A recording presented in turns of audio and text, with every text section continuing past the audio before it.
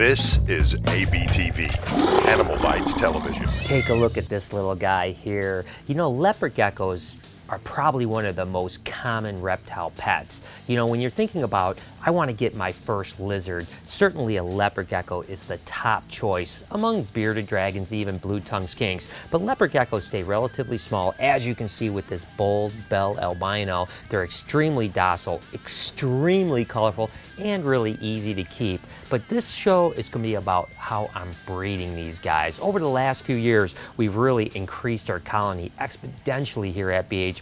And I'm going to show you guys what I'm breeding and how I'm doing it, and then we're going to go on an egg hunt.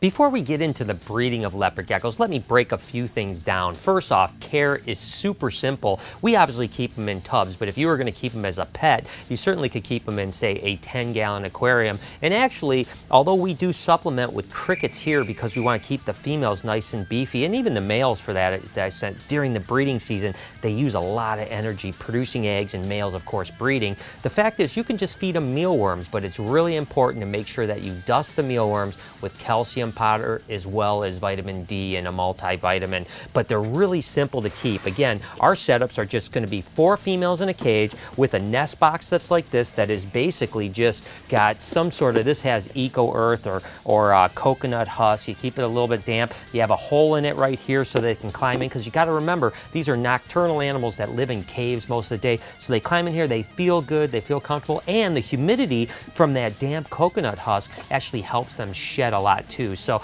really very easily kept animals, and that's one of the reasons why they make one of the best reptile pets out there. But let's go into some of the breeding modes here, just to kind of show you what I'm trying to do here. So again, let's go back to this bold bell. You've got to understand the genetics behind leopard geckos, and it is complicated, so I'm not going to get too crazy on you here, but this happens to be a bold bell albino. Now, there happens to be 3 types of albinos that are all incompatible. This is the bell albino, and of course the bold is that bold striping on it. This one actually has even a more interesting pattern, but again, that is what they would call a polygenic trait. I'm going to get into that as I go. So the albino is a recessive mutation, and that's one of the things that you definitely see in stuff like albinos, or let's say, for instance, Murphy's patternless right here, which originally were called leucistics, but again, they're just a patternless leopard gecko. This is another recessive trait, which just basically means that if you breed 2 of those recessive traits together, you get all of that color mutation. If you breed them to a normal, you're going to get all normals that are carrying the trait or heterozygous for that type of trait. And there's a whole bunch of other stuff going on too, like for instance, take a look at this animal right here. This happens to be a pastel Tremper white and yellow. So essentially what that means is the pastel is a type of really cool faded look to it. Then you've got the albino, the Tremper albino, which is not compatible with the bell albino. And then of course you have a white and yellow, which is a dominant trait as well, that just kind of really beefs up the color and makes things look really cool. So you kind of are getting an idea of what we're talking about when we're talking about genetics. When we're trying to work on geckos, number one, you want to make sure you know exactly what's in it. So let's say you never want to take an albino Tremper and breed it to a het albino bell, let's say, for instance, because number one, you're not going to produce albinos, but now you're going to get het Trempers, possible het bells, which people don't want. They want them to be completely pure. Now let me tell you what we do here. Again, I showed you that we have 4 females per cage. Now one male can actually breed up to 20 females, to be honest with you. We typically like to take 1 male and we like to breed them to 3 bens, which is essentially 12. Sometimes we'll push it to a 4th ben, of course 16 animals. Just depends if we have enough males or not. But basically what we're gonna do is after we cool them down for a couple months and we bring them out, we start feeding them really good, we give them a week or so, and we start putting the males in. We'll put these males in for just like 2 days, and then they get rotated into the next cage for 2 days, the next cage for 2 days, and eventually we wanna give give him a couple days off at the end of the cycle so that he has a little bit of time off, he gets some food, and he gets things going. Now, with everything goes successfully, which it normally does because leopard geckos are relatively easy to breed, a few weeks later, you start getting your first clutches of eggs, which is pretty cool. And that's what we're going to be doing today, is collecting eggs. Again, BHB has only been working with geckos for maybe 4 years. And trust me, guys, we have some cool geckos and we have a whole lot of eggs coming. So this is going to be a fun day.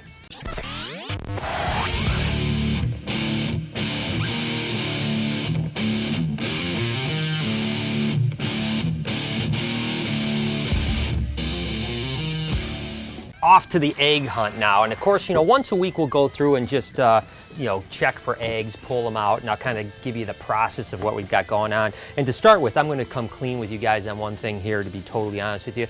I really don't work with the leopard geckos basically at all. It's all, come here for a second.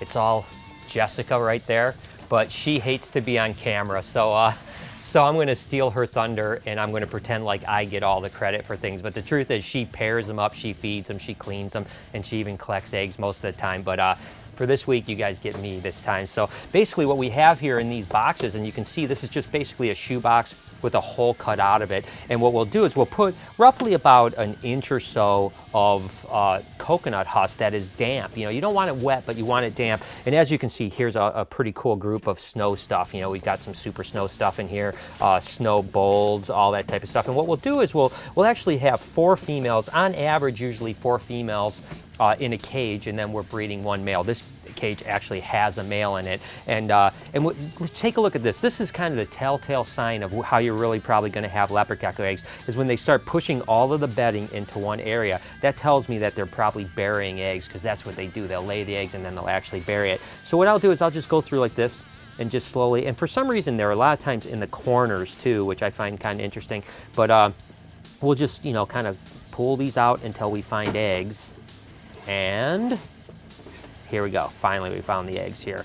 It looks like there's only going to be 2 eggs in this particular this bunch, but I'm going to take a look too. And again, geckos will lay 2 eggs at a time. That's basically what it is. A female has, 2 eggs, typically anywhere from 4 up to 8 times per year, and they'll lay them every couple weeks. So, a clutch like, or a box like this, sometimes you'll have 2 eggs because 1 female laid. Sometimes you'll even have up to 8 eggs, which of course that means all the females have laid at the same time. And sometimes they're in this cycle, but you can even see, like, take a look at this right here. You can see this girl is full of eggs. Actually, a few of these girls, when you kind of turn them over, they're just full of eggs. So probably she's going to lay. Same thing with this girl right here. She's probably going to lay within the next, 3 or 4 days. Certainly next week when we go back and check, we're going to see eggs here. Now, let me explain this really quick. This is actually hatch right in the bottom, which is basically a perlite with a water isomer. And then these are actually just little egg trays. And I'm going to go ahead and put the link in the description where you can buy both the Hatchright as well as this tray that you can fit in a cup. And they're really good because this way you can kind of keep the eggs separate from the other clutches. So that way when we're marking what is on each clutch, and I'm going to show you this in 1 second. And basically what I'm going to do is if the box is moist enough, I won't wet it. But if it is, I'm going to go ahead and just spray a little bit to dampen it and so on like that. And I just want to get the box back in with these animals because not only do they use them as lay boxes, but again, they use them as hide boxes, which is something that geckos do a lot. Because of course these guys are nocturnal, so during the day they're going to be down in burrows and spend their whole time. So basically what I'm going to want to do after I get this set up, and the interesting thing about these gecko eggs, which are very different than snake eggs, is the fact that, remember I always talk about how snake eggs, the embryo adheres to the top of that egg and you can't really roll the eggs. Well, with geckos, believe it or not, you can roll them. They don't adhere. Now, I don't really suggest rolling them across the tray or on the ground or something like that. I still try to put them up relatively where I find them. But the truth is, if they do rotate, no big deal with gecko eggs. So again, I'm just going to set that in there, and I'm going to go ahead and mark the cage. This happens to be F1, so I'm going to mark it F1, and I'm going to mark the date of when it was laid. So that way we can kind of monitor not only when they hatch, what the male and female is, but also we can kind of keep an eye on the date so we know about 55 to 60 days later, if you're incubating for females, you're going to get some babies. And then lastly, what I'm going to do is I'm going to actually just mark on the cage itself the date and how many eggs I pulled out. And that way I can kind of monitor, how these animals are going as far as when they start to burn out, and basically that just means when they're at the end of that 4, 6, 8 clutches or something like that, or when the females start to just get a little bit too thin, want to pull them out of breeding and get them set up. And basically that is the system that I'm going to go through just over and over and over again, is just continue to pull the geckos aside, check for eggs. You can see this clutch or this box right here, there's actually, get in there, buddy. There's actually an egg right out in the open right here. You can see right here, which is kind of unusual for them, to be honest with you, but it does happen from time to time. So we know if there's one egg, there's probably going to be another egg. Although every now and then, what's interesting is that a female will actually only fire one ovary, and there's actually only one egg, but that's pretty rare. Like I said, usually if they've got one egg, you're going to find another egg. So they're going to come in pairs. This happens to be 3, 4. And it looks like that's it. Again, I'm just going to kind of go through. And this is a little bit damp, but not quite as damp as I wanted to be, so I'm just going to give it a quick spray down just to make sure. And then I'm going to go through the same process again, just basically putting these guys away, and then I can mark up what clutches they are or what group they are so that I know. And one of the things you're going to see as I go through things is that not all the eggs are going to be perfect. We're going to sometimes have some infertile eggs, which is just kind of pretty common for when it comes to breeding all reptiles, really. But this is, again, this is an F2, so I'm going to mark F2. I'm going to mark the date that it was laid, F2 on these as well, so I can know when they hatch out. And again, I wanted to talk to you a little bit about hatching. I talked to you, said, basically 55, 60 days, right in that range is where they hatch out. But the truth is that geckos are what they call temperature sex determinant, which basically means that you can manipulate the sex by what temperature you incubate them. If you want to incubate females, you want to go lower, about 80 or 82 degrees. And again, I just want to mark this cage, the same thing, what date, with the date, as well as how many, and this was 4 eggs today, so that was a decent clutch, or a decent amount, half the females laid.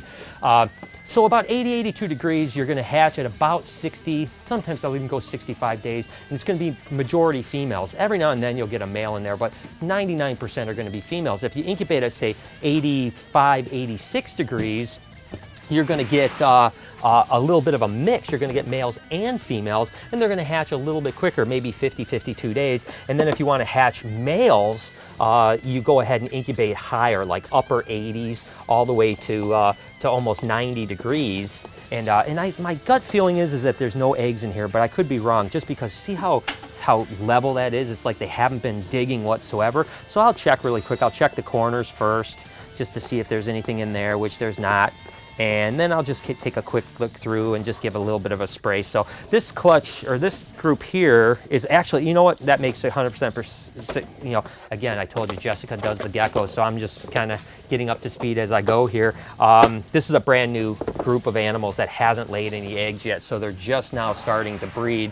And you can see there's no marks on this cage whatsoever, which means that they haven't done anything. So anyways, my point getting back to is, temperature sex determination. You can manipulate the sex by temperatures. Again, low females, mid-range mixed, high, you're going to get mainly males, which makes it really cool when you want to, maybe you have a particular group where you're like, you know what, I want to produce a bunch of males because this is a really cool group and I need males to breed next year. It works out perfectly. If you want to have all females, then you just incubate for females, and we can see where we got here with these guys. I guarantee you there's some eggs in here. One of the biggest things is just keeping those geckos going, right? So here we go. Yep, see, yep, right here. So there's one. And again, you're going to almost always find a pair of eggs. So there's the second egg. We'll see if there's any more eggs in there. It looks like that might be it. Just one set of eggs, which is fine. That's the way it goes. And just, continue the process over and over again. But geckos are cool because, it's a quick process with these guys. I mean, like literally, you could raise up a gecko in a year. If males, they'll even breed even younger than that. Some females will even ovulate at 5, 6 months of age. So one of the things that's interesting about geckos is that they raise up really quick. I mean, literally a female usually is hatching babies at her 12-month-old age, right? So she's actually breeding when she's maybe 7 or 8 months of age. So what that does is it basically just really accelerates the possibility of working with different kind of mutations. And one of the things that's interesting with geckos, as opposed to say snakes, is that in snakes, the majority of stuff is recessive, codominant, dominant, something on that lines. With geckos, there are all those things. There's codominant mutations. There's no eggs in this box here. And there's all the same mutations as there are in snakes, but really what probably is the most common is what they would call polygenic, which is basically just when you're breeding something for a specific trait, so let's say you want bold stripe, or you want tangerine, really orange animals, or something like that. Well, with snakes, it just takes so long to get there, because snakes usually take 2 or 3 years to get the size, and so it just takes a long time. With geckos, being that you can get, in the same amount of time, in 3 years that it takes for a snake project, you can already be on your 3rd generation of geckos. So if you want a specific color trait, like let's say you hatch out a gecko that's just really beautiful, has a really cool pattern, or maybe a really cool color or something like that, you can hold that animal back and just continually breed for that particular trait.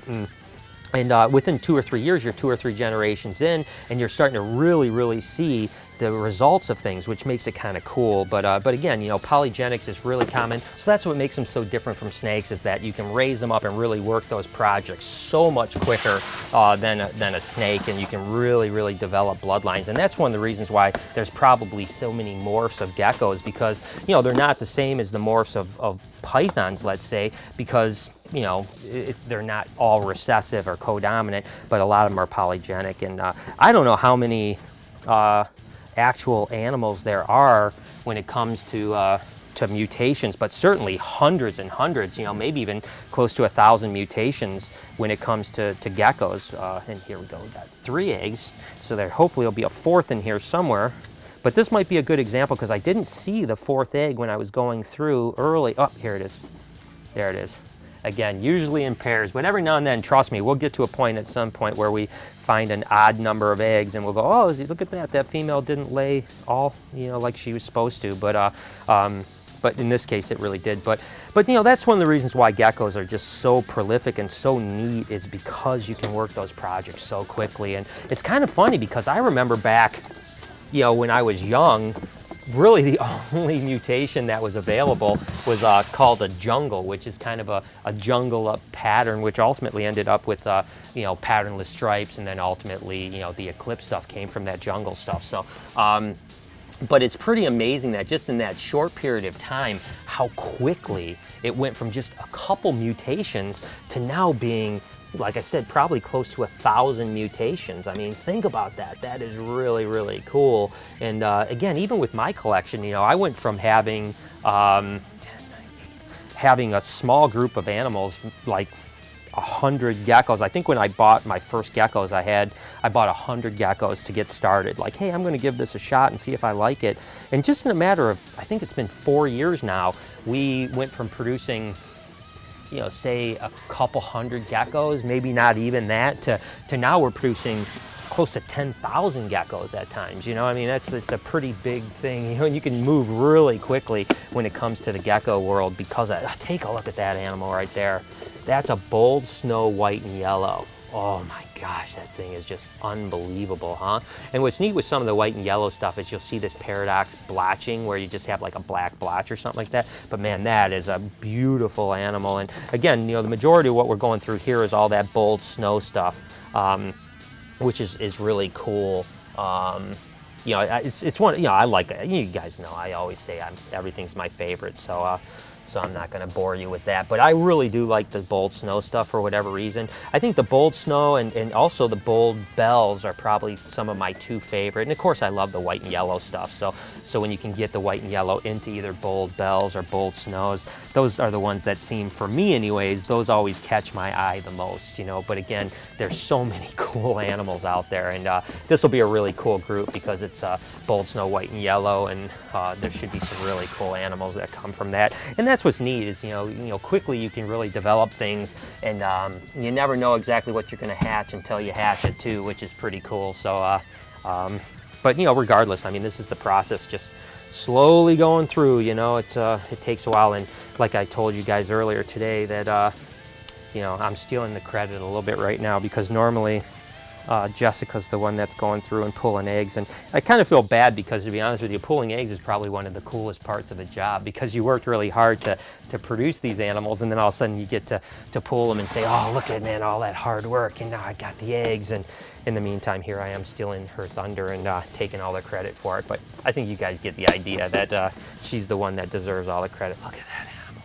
Again, that's that bold stuff. You know, all that bold snow stuff is just really, really cool. And essentially what that is it just means bold stripes. So you have that lateral striping down its back. And some are more striped than others, and others are a little bit less, but they're definitely really, really cool. So I see one egg already, so I know that there's got to be some more eggs in here. Just got to find them. Number 2, number 3, number 4. Let's see if we got any more. Nope, looks like 4. So it's been kind of interesting to start, at least. It seems like most of these cages, like 2 females have been laying, which is pretty good. Because every now and then you will get 4, you know, all 4 females lay at the same time and you get all 8 eggs. But in this case, we just have 2 again, and looking good. But so far, so good. No slugs, which is really the biggest thing. And that's the one thing that also is that a lot of times in the beginning of the year when you first start breeding, you'll get a lot more infertile eggs. You know, usually our first kind of haul of eggs is about 20 or 25% infertile, and then each week that goes by, the fertility tends to get a little bit better, and then towards the end of the season, you might start to see the bad eggs come again, which is just kind of part of it. But you know, that's just the cycle of breeding geckos. So all said and done, guys, not a bad day. 598 eggs, that's right, almost 600 eggs. Now, keeping in mind, we only collect eggs about once a week, but that's still a lot of babies that are going to be hatching here in a couple months. I hope you guys enjoyed a little look into my leopard gecko production. It's going to be really fun when these babies start hatching, and you can assure yourself, not only am I going to be posting pictures, but I'll be doing a baby gecko video in the future. And as always, guys, I'm Facebooking and tweeting my way through things, so make sure to follow me over at SnakeBitesTV or on Instagram at SnakeBites.tv. Until next week, you've been watching Snake Bites. Do me a favor, guys, if you've enjoyed this video, hit the subscribe button for not only Snake Bites, but other awesome animal videos. And if you want to watch more Snake Bites videos, go ahead and click the link right here and just watch away.